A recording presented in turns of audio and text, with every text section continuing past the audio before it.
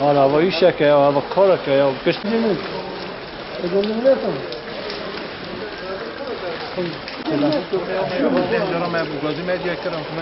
Şimdi bu pazar faaliyete girdi.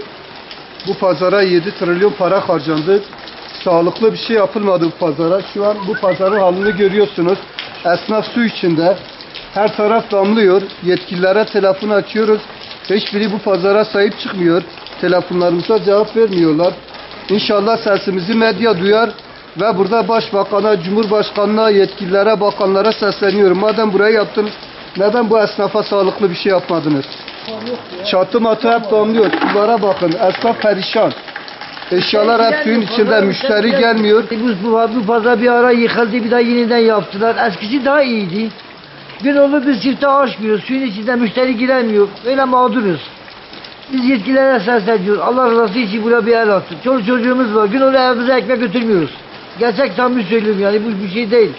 Ama ne bir görmemezlikten geliyorlar. Her gelen diyor, biz yapacağız, yaptık, fedakarlık yapacağız.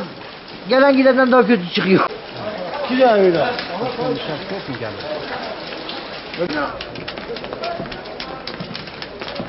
Şu yaşta vallahi çorap bastıra sıklandı. 10 gündür hep bu halde gidip geliyorum eve.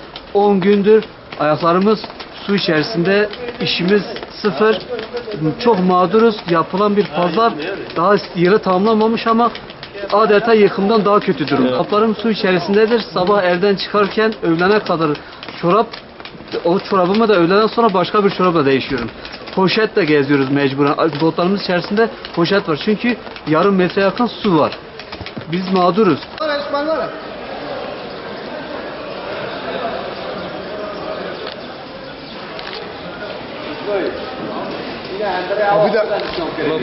Bir de böyle uzunlamasına şey.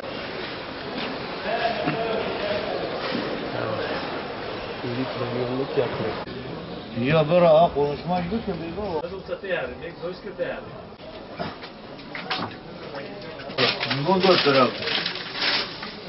Bu su nereden gelmiş yani? buraya abi ileriden yardım istiyoruz. Buraya bir el atsınlar. Yani bu böyle olmaz. Böyle yaptığımız manavların içine bile görüyorsun su dolmuş. Kendiniz de görüyorsunuz yani.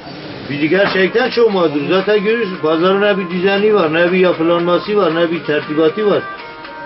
Yapılan hepsi vallahi bizi böyle bu şekil mağdur ediyor abi. Yani yetkililer sadece seçimden seçime geliyor, yüzlerini o şekil görüyoruz. Yoksa yetkililer Allah rızası için biz görmüyoruz abi.